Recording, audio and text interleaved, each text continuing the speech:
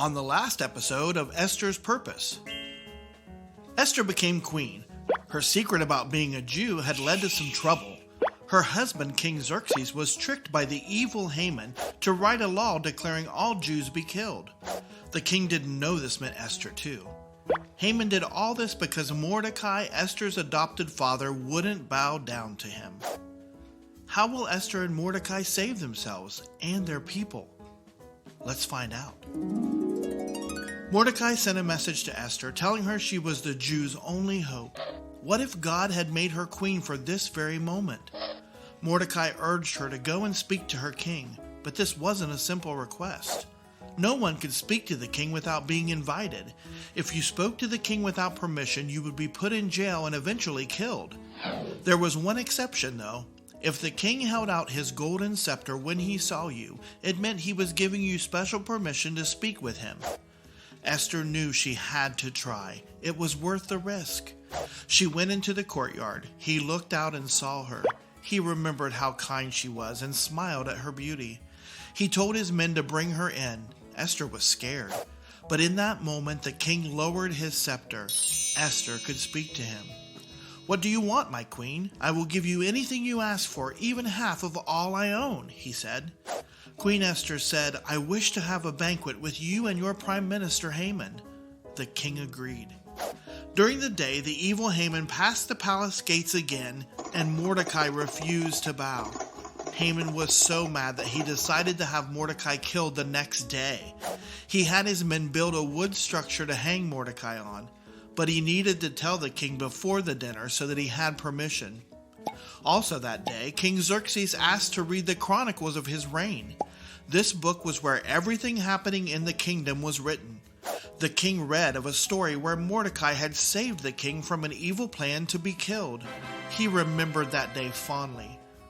"What did we do to reward Mordecai for saving me?" he asked his men. They told him he was not rewarded. This made the king sad. He wanted to honor Mordecai for saving him. The next day, Haman came to ask the king permission to put Mordecai to death. But the king spoke first. "Haman, what should I do to honor a great man and show respect?"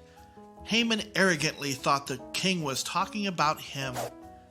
He said, "For this man, bring a royal robe you have worn, and a horse you have ridden on, my king, one with the royal crest on its head. Then let the robe and horse be entrusted to one of the king's most noble princes to put on this man and to honor him. Then lead him on the horse through the city streets, proclaiming before everyone, 'This is what's done for the man the king wants to honor.'" The king said, "Wonderful. Go and do this for Mordecai the Jew." Haman was shocked and angry, but he had to do what the king said. Haman led Mordecai through the streets on the king's horse that day. Haman was furious. At dinner that night, King Xerxes asked Esther again, "What is it you want, my queen?" She said, "I would like to have another dinner tomorrow night with you and Haman." The king agreed, and Haman was so happy to get invited to the queen's dinner again. He liked to feel important.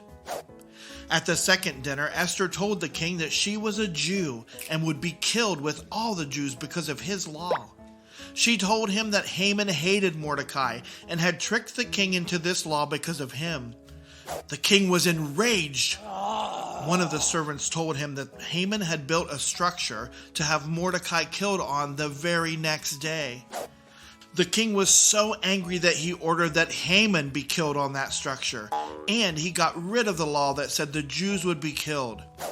Esther saved herself and the Jewish people. Esther found great purpose in that day, but the truth is, God used every day of Esther's life for his purpose. God wants to use you every day too.